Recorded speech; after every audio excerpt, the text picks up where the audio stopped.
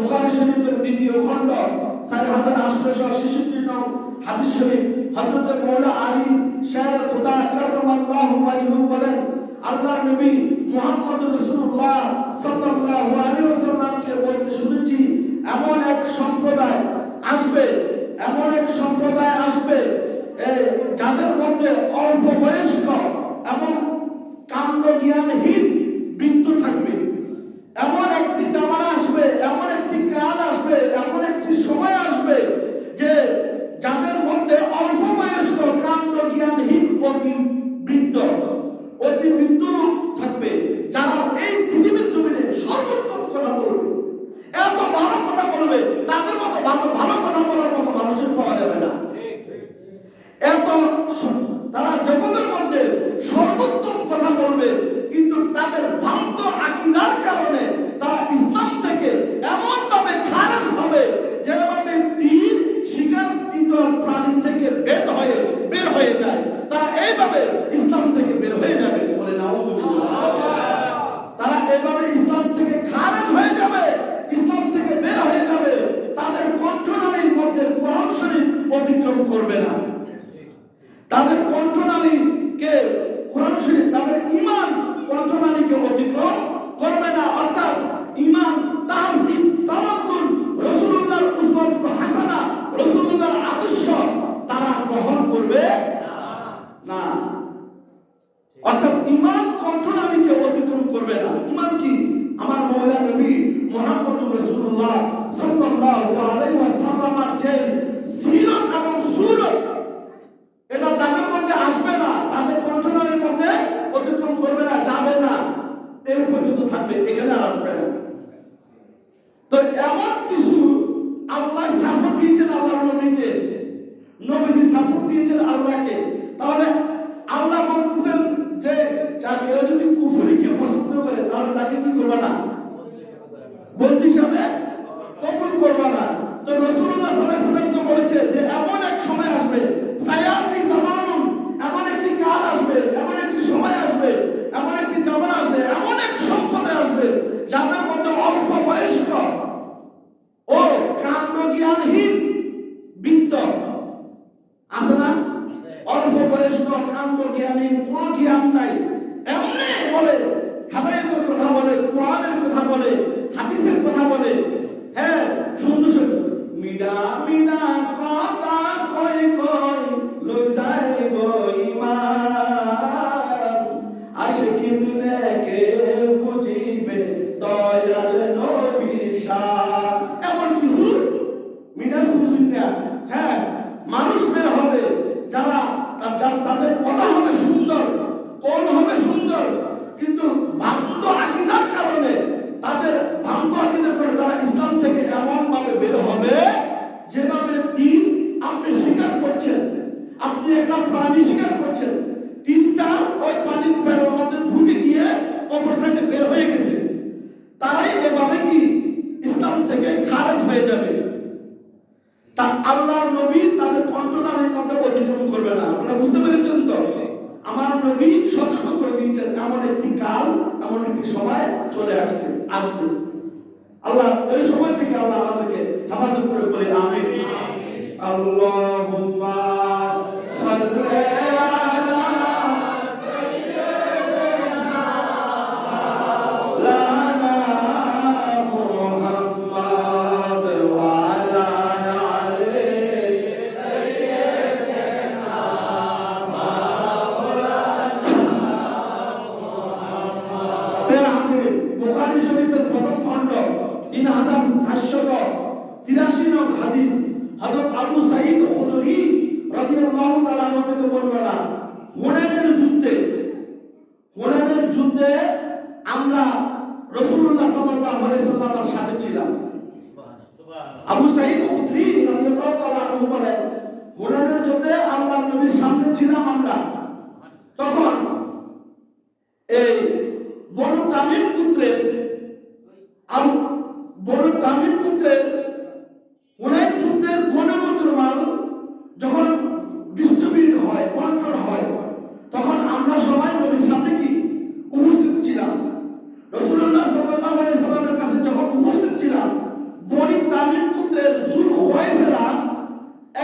আল্লাহর নবীর কাছে আয়েশা বলতেছেন, হে আল্লাহর রাসূল, বন্টনের মধ্যে ন্যায় বিচার করবেন।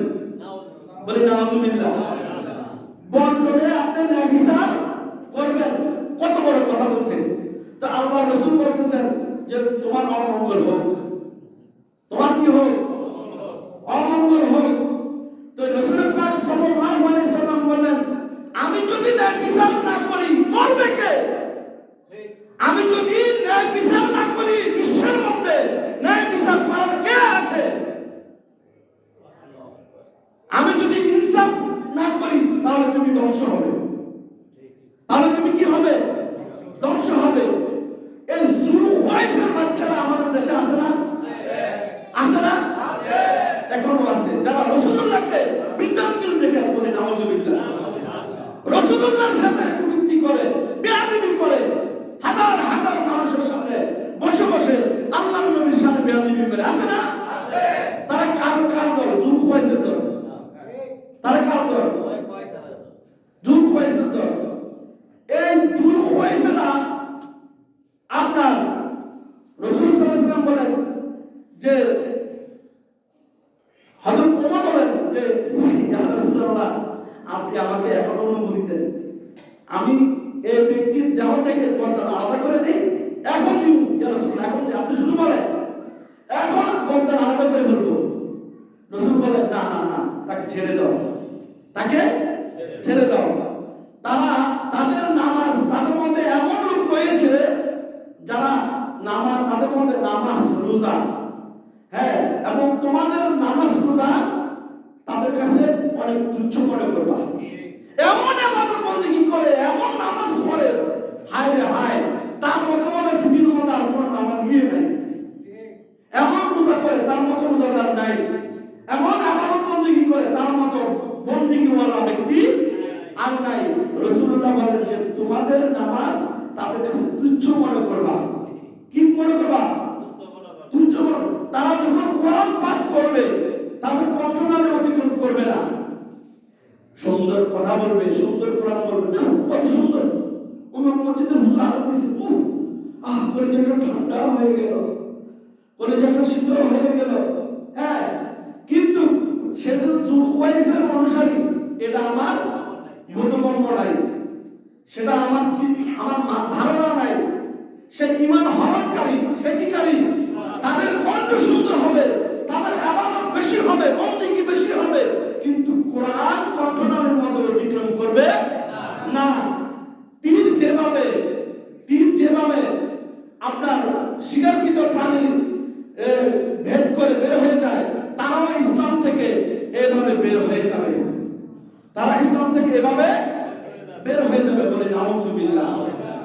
আমাদের দেশে দেখবেন কোরআন পড়ে সুন্দর করে, এত মনোরম কণ্ঠ, এত মধুর কণ্ঠ, মনে করে কুকিল পাখির, হ্যাঁ, কিন্তু দেখা যাচ্ছে আপনার তাদের ইবাদত বন্দেগী বেশি করবে। আল্লাহ রাসূল সতর্ক করে দিয়েছেন ইমামদারদেরকে, খবরদার খামোশ, তোমরা এই কণ্ঠ সুন্দরের পয়দা তোমরা তাদের পিছনে দৌড়াইও না। অর্থাৎ রাসূল এটাই বুঝাচ্ছেন যে তোমরা তো আমার উম্মত, তোমরা কেন তাদের পিছনে গিয়ে পথ হারাবে? তোমাদেরকে তো আমি একটা রাস্তা দেখিয়ে দিয়েছি, সেই রাস্তার নাম হচ্ছে আমি রাসূলের রাস্তা, ইহদিনাস সিরাতুল মুস্তাকিম। আমাকে জানলে, আমাকে মানলেই তো তোমরা পথভ্রষ্ট হবে না। আমাকে বাদ দিলে, যদি জুলখাইসের অনুসারীর পিছনে যাও, তাহলে পথভ্রষ্ট হয়ে যাবে। জুলখাইসের অনুসারী আছে না? মুমিনের সংখ্যা বাবা একটু কম, মুমিনের সংখ্যা কি একটু কম থাকে, আর মুনাফিক কাফেরের সংখ্যা একটু বেশি থাকে। সারা বিশ্ব ব্রহ্মাণ্ডে আপনি ঘুরেন, কুলসিরু ফিল আরদ, সারা পৃথিবীকে আপনি ভ্রমণ করবেন, দেখবেন আপনি হক এবং বাতিল, আপনি থার্মোমিটার মতো আপনি কি করতে পারবেন? মাপতে পারবেন। আপনার চোখ দিয়ে আপনি মাপতে পারবেন যে বাতিলের সংখ্যা কিরকম আর এই হকের সংখ্যা কিরকম, আপনি নির্ণয় করতে পারবেন। এই জন্য বলতেছে আল্লাহ রাসূল যে জ্ঞান অর্জন করতে হলে শুধু চীন দেশে যাও, শুধু চীন দেশে যাও। এই কথার অর্থ নাকি যে কুলসিরু ফিল আরদ, আল্লাহ বলে তারা পৃথিবী ভ্রমণ করো। ভ্রমণ করার উদ্দেশ্য হচ্ছে যে আল্লাহ রাসূলের যে আদর্শ কার ভিতরে কতটুকু আছে এটা তুমি পরিমাপ করতে পারবা। বলি সুবহানাল্লাহ। তারপর আছে বুখারী শরীফের দ্বিতীয় খণ্ড ৭২৬১ নং হাদিস।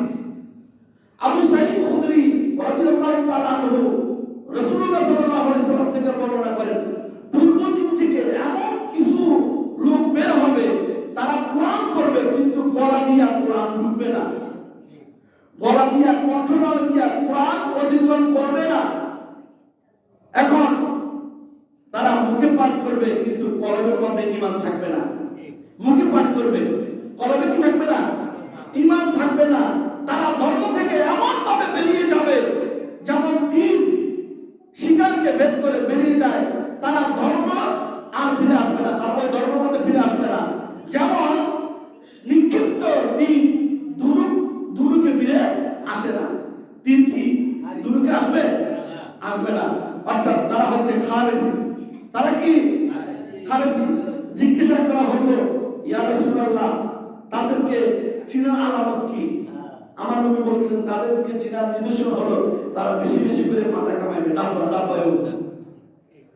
তারা বেশি বেশি করে চুল ফালা দিবে মাথা, মানে মাথা কি হবে? ন্যাড়া করবে, মাথা মুন্ডাবে। তারা মাথা মুন্ডাবে, মাথা ন্যাড়া করবে, মাথা কামাবে, বড় বড় চুল ফালাবে। আমি বাংলাদেশের অধিকাংশ কিছু কিছু মানুষের দেখছি প্রতি সপ্তাহে মাসে একবার হলো সিরিয়াল ভাবে খালি মাথা চুল ফলায়। মাথা কি ওই জুলখওয়াইসের প্রোডাকশন, জুলখওয়াইসের কি প্রোডাকশন, এগুলা মাথার চুল ফালাবো, এটা আল্লাহর নবীর নির্দেশন। আল্লাহ নবী কি বলতেছে? এটা কি তাদেরকে চিনার নিদর্শন, আমাদেরকে চিনতে হবে। রাসূল পাক সাল্লাল্লাহু আলাইহি সাল্লাম আমাদেরকে যে এই সতর্ক করছেন, এটা আমাদের ঈমান তাজা করার জন্য। কিসের জন্য? ঈমান, যাতে মুমিনরা পথহারা না হয়, এজন্য রাসূলুল্লাহ তাকরীম শরীফ করলেন।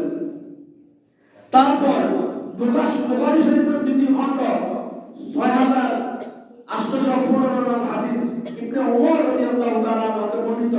তিনি বলেন, রাসূলুল্লাহ সাল্লাল্লাহু আলাইহি সাল্লাম এভাবে দোয়া করেছেন, আল্লাহুম্মা বারিক লানা ফি শামিনা, আল্লাহুম্মা বারিক লানা ফি ইয়ামানিনা।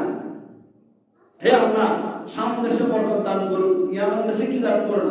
বরকত দান করুন। তো বর্ণনাকারী বলতেছেন, তাদের মধ্যে এক লোক আছে যে, হে আল্লাহর রাসূল, আপনি নজদের জন্য দোয়া করুন।